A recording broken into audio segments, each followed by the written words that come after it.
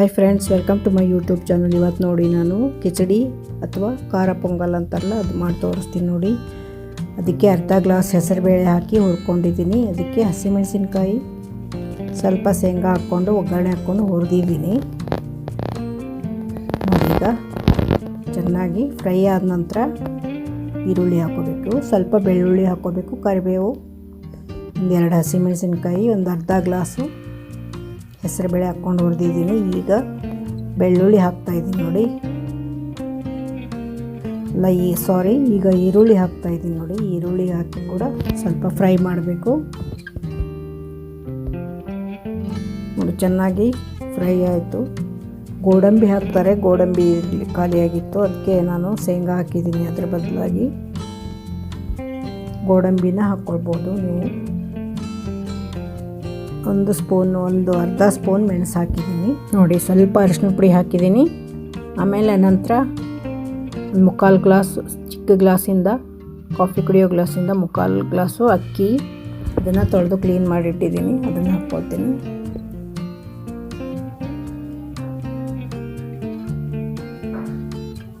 ನೋಡಿ ಹಾಕ್ಕೊಂಡಿದ್ದೀನಿ.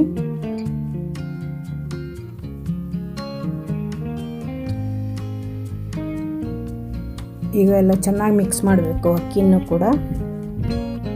ಅದಕ್ಕೆ ಒಂದು 4.5 ಗ್ಲಾಸ್, ಅದೇ ಗ್ಲಾಸಿಂದ 4.5 ಗ್ಲಾಸ್ ನೀರು ಹಾಕ್ಕೊಳ್ಬೇಕು ನೋಡಿ. ಇದರಿಂದ 4.5 ಗ್ಲಾಸ್ ನೀರು ಹಾಕ್ಕೊಂಡಿದ್ದೀನಿ. ಇದು ಮಾಡುವಾಗ ಕರೆಂಟ್ ಹೋಗ್ಬಿಡ್ತು, ಅದಕ್ಕೆ ಸ್ವಲ್ಪ ಕತ್ಲೆಯಲ್ಲಿ ಬಂದಿದೆ. 4.5 ಗ್ಲಾಸ್ ನೀರು ಹಾಕ್ಕೊಂಡಿದ್ದೀನಿ. ಟೋಟಲಾಗಿ 1.5 ಗ್ಲಾಸ್ಗೆ ಮುಕ್ಕಾಲು ಗ್ಲಾಸ್ ಅಕ್ಕಿ, ಅರ್ಧ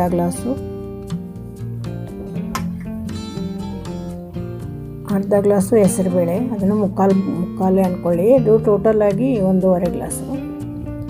ಅದಕ್ಕೆ 4.5 ಗ್ಲಾಸ್ ನೀರು ಹಾಕ್ಕೊಳ್ಬೇಕು.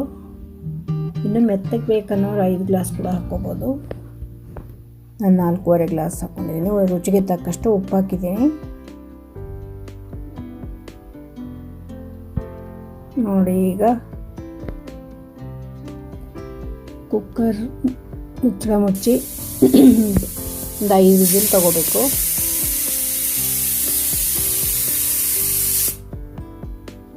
ನೋಡಿ ನಾನು ಒಂದು 4-5 ವಿಸಿಲ್ ತಗೊಂಡೆ.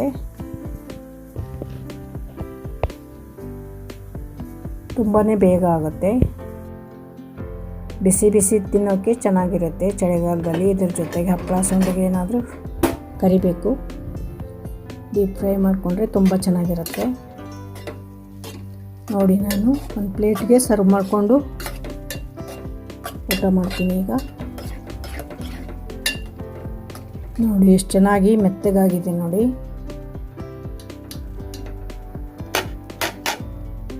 ಬಿಸಿ ಬಿಸಿ ತಿನ್ನೋಕ್ಕೆ ತುಂಬ ಚೆನ್ನಾಗಿರುತ್ತೆ. ಬಿಸಿದೇ ತಿನ್ನಬೇಕಿದು ನೋಡಿ. ನಾನು ಒಂದು ಪ್ಲೇಟ್ಗೆ ಸರ್ವ್ ಮಾಡ್ಕೊತೀನಿ.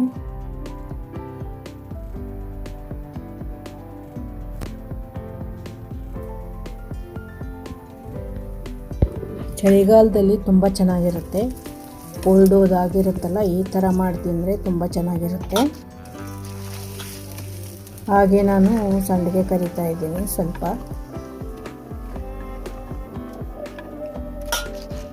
ಸ್ವಲ್ಪನೇ ಕರಿದ್ಕೊಂಡೆ, ಫ್ರೈ ಮಾಡಿದೆ, ಡೀಪ್ ಫ್ರೈ. ಹಾಗೆ ಬಾಳಕದ ಮೆಣಸಿನ್ಕಾಯಿ ಇವೆಲ್ಲ ಇದ್ದಲ್ಲ, ಅವು ಕೂಡ ಒಂದು ಸ್ವಲ್ಪ ಕರಿದು ಹಾಕ್ಕೊಂಡೆ. ಅದು ಕೂಡ ಚೆನ್ನಾಗಿರುತ್ತೆ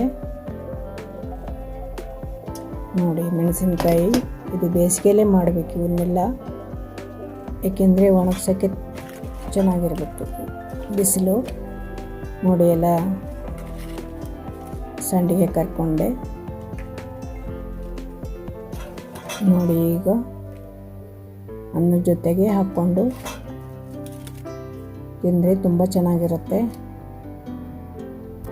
ಬೇಕಂದರೆ ಚಟ್ನಿನೂ ಮಾಡ್ಕೋಬೋದು, ಶೇಂಗಾ ಅಥವಾ ಕೊಬ್ಬರಿ ಚಟ್ನಿನೂ ಮಾಡ್ಕೋಬೋದು. ನೀರಾಗಿ ಸ್ವಲ್ಪ ದೋಸೆಗೆ ಮಾಡ್ತೀವಲ್ಲ ಆ ಥರ ಮಾಡ್ಕೋಬೋದು. ನಾನು